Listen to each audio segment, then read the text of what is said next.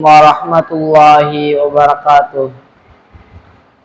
إن الحمد لله نحمده ونستعينه ونستغفره ونؤمن به ونتوكل عليه ونعوذ بالله من شرور أنفسنا ومن سيئات أعمالنا. من يهدي الله فلا مضل له ومن يضلل فلا هادي له. وأشهد أن لا إله إلا الله وأشهد أن محمدا عبده ورسوله. أما بعد، فقد قال الله تعالى في القرآن الكريم وفي القرآن المجيد: أعوذ بالله من الشيطان الرجيم. بسم الله الرحمن الرحيم. يا أيها الناس اتقوا ربكم الذي خلقكم من نفس واحدة وخلق منها زوجها وبث منهما رجالا كثيرا ونساء واتقوا الله الذي تساءلون به والأرحام إن الله كان عليكم رقيبا. يا أيها الذين آمنوا اتقوا الله حق تقاته ولا تموتن إلا وأنتم مسلمون. يا أيها الذين آمنوا اتقوا الله وقولوا قولا سديدا يصلح لكم أعمالكم ويغفر لكم ذنوبكم ومن يطع الله ورسوله فقد فاز فوزا عظيما. إن أصدق الحديث كتاب الله وخير الهدي هدي محمد النبي صلى الله عليه وسلم وشر الأمور محدثاتها وكل محدثة بدعة وكل بدعة ضلالة وكل ضلالة في النار. அல்லாஹ்வின் நல்லடியார்களே, அன்பார்ந்த சகோதரர்களே, அல்லாஹ் சுப்ஹானஹு வ தஆலா இந்த சமுதாய மக்களுக்காக வேண்டி எத்தனை கட்டளைகளை ஏற்படுத்தியுள்ளார். அந்த கட்டளைகளில் முக்கியமானதாக ஒரு மனிதன் முஸ்லிமாக இருக்க வேண்டுமானால் அல்லாஹ் ஈமான் கொள்ளுங்கள் என்று எதை சொன்னானோ அதை அந்த மனிதன் ஈமான் கொள்ள வேண்டும் என்றால், ஈமான் கொண்டால் அவன் முஸ்லிமாகி விடுவான். அவன் ஈமான் கொள்ள வேண்டும் என்றால் அவனுடைய உள்ளத்தில் இக்லாஸ் இருக்க வேண்டும். அந்த இக்லாஸ் மனிதனிடத்தில் இருந்தால் அவன் முழுமையா அந்த இக்லாஸ் மனிதனிடத்தில் இருந்தால் அவன் ஆடிய போல்தான் இருக்கும். நபி ஸல்லல்லாஹு அலைஹி வஸல்லம் அவர்கள் சொன்னார்கள்: இன்னமல் அமாலு பின்னியாத் வ இன்னமா லிகுல்லி இம்ரின் மா நவா. செயல்கள் அனைத்தும் எண்ணங்களை பொறுத்து, அவர் நாடியது அவர் கொண்டு. நாம் எந்த செயலாக இருந்தாலும் அது எண்ணத்தை போல்தான் அமைய வேண்டும். நாம் தொழிலை எடுத்துக்கொள்ளலாம். நாம் தொழுகிறோம்.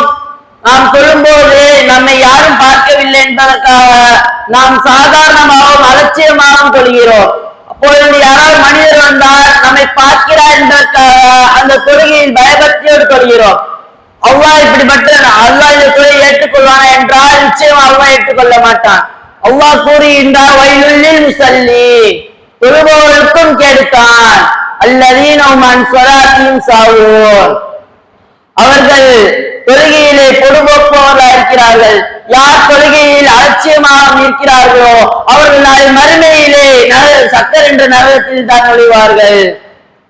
மேலும் ஒரு மனிதன் அல்லாஹ் அவனுக்கு நிறைய பொருளாதாரத்தையும் நிறைய செல்வத்தையும் கொடுத்திருப்பார். ஆனால் அந்த மனிதர் தன்னை பார்க்க வேண்டும் என்பதற்காக தன்னுடைய பொருளாதாரத்தை பிறர் மக்களுக்காக அள்ளி அள்ளி கொடுப்பார். அவர்களை அப்படிப்பட்டவர்களை பற்றி அல்லாஹ் கூறுகின்றான்: லா துபுதிலு ஸதகாத்திக்கும் பில் மன்னி வல் அதா கல்லதீ யுன்ஃபிகு மால ரியான் நாஸ். மனிதருக்கு காண்பி யார் பொருளாதாரத்தை செலவழித்துக் கொண்டு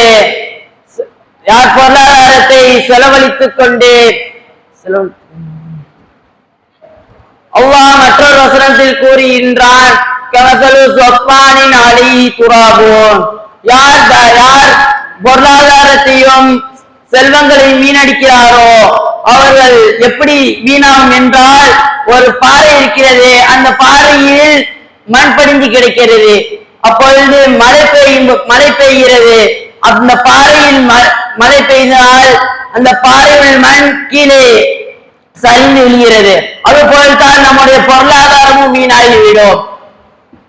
இப்படி ஆகவே கண்ணியத்துக்குரியவர்களே, நாளை மறுமையிலே 3 நபர்கள் வருவார்கள்.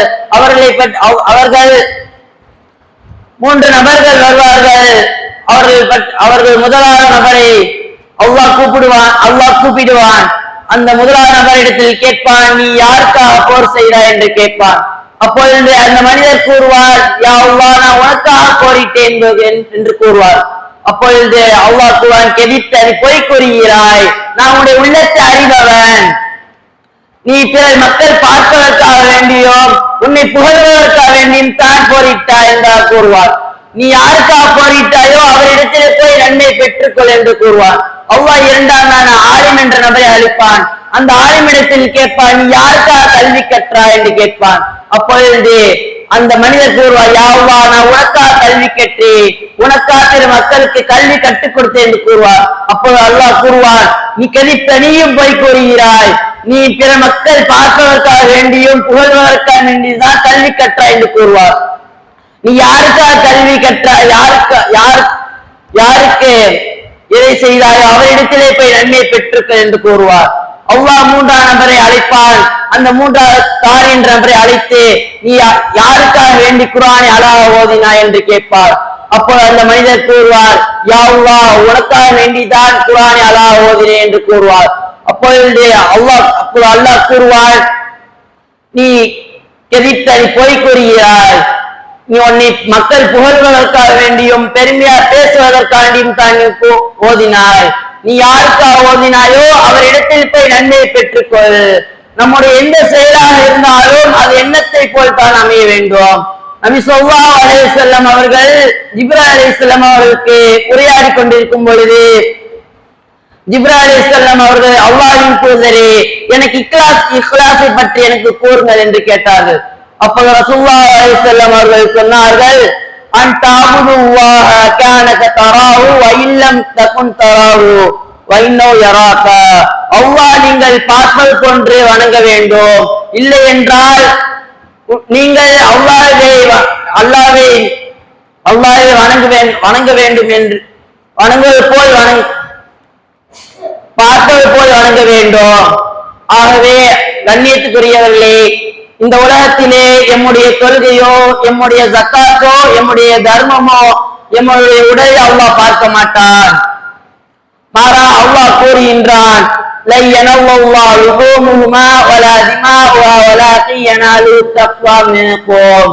அவர்களுடைய எழுச்சிகளோ அவர்களுடைய ரத்தங்களையோ அவனை சென்றடையாது, மாறாக அவனுடைய இறைச்சம் தான் அவனை சென்றடையும்.